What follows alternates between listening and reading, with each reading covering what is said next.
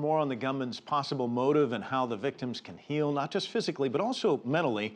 I'm joined now by psychologist Erik Fisher. Erik, thanks so much for joining us. It's my understanding that you believe every attack like this is emotionally motivated, and they are intended to provoke an emotion as well. Talk to us about your reasoning here. Well, I think we have to look at the primary emotions behind an attack like this. First, we have to look at hate, and then we look at anger and rage. Those emotions are primarily protective, and what we have to realize is what they're protecting. In this situation, hatred often wants to protect us by pushing us away from things that could hurt or harm us. What terrorists want to evoke in others is fear and helplessness and hopelessness so that they can have power over people. In what we're discussing about with the shooters, the possibility that he had some underlying homophobic issues and his own issues that he was dealing with that would be considered an abomination in his religion. So we're seeing him potentially act out towards this group in order to try to maybe save himself in his last effort to save his soul, as it might be seen in his religion.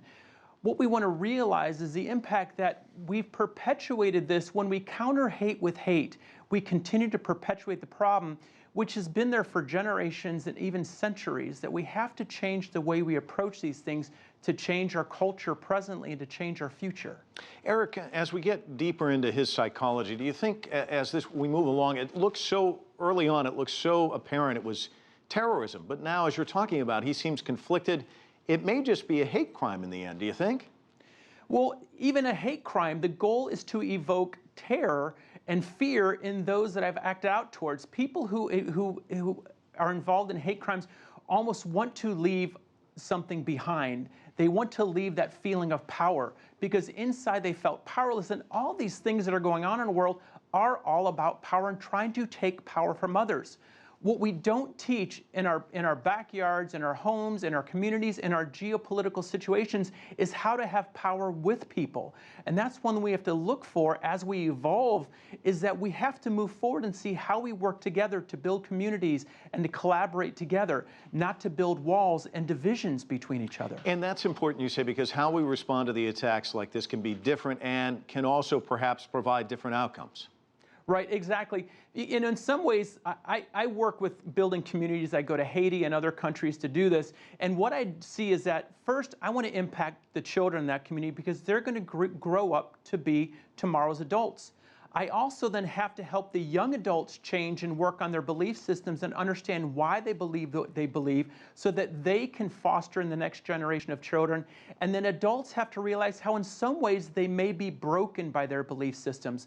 But then this involves them admitting that they might have made some wrong decisions, they might not be making the greatest choices, and they have to accept that the possibility of change is there, not fall back on their deep-seated learned helplessness or hopelessness or cynicism that things can change, which often leaves us stuck in our ignorance. And ignorance often is an emotion that hides behind hate as well. Let's talk about the range of emotions out there in the Orlando community. We've heard from one man last night who said he was planning to go to the club, was too tired, so he went home.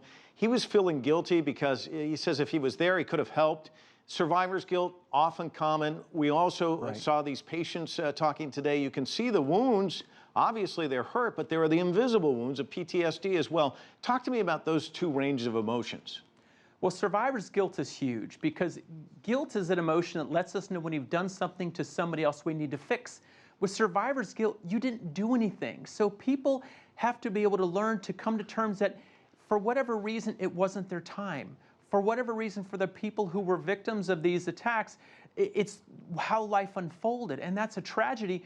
But those people whose lives ended, who cared about the people who are still alive, would want them to live their life fully. From the standpoint of PTSD, that's something that can be an immediate onset, that can onset very quickly, or it can be a delayed onset that can be triggered by events later on in times.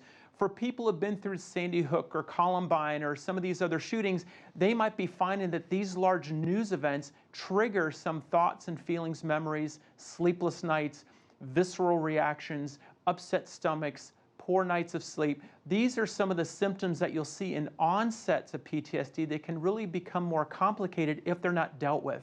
The best thing that people can do to deal with and to prevent the PTSD is to talk about it and find people that can work it out, express the emotions, don't bury the emotions. Those are things that, again, lead to hate and fear and anxiety and depression and a lot of things that we see down the line that lead to these unfortunate outcomes. Erik Fisher joining us from Atlanta. Thanks so much for your insight.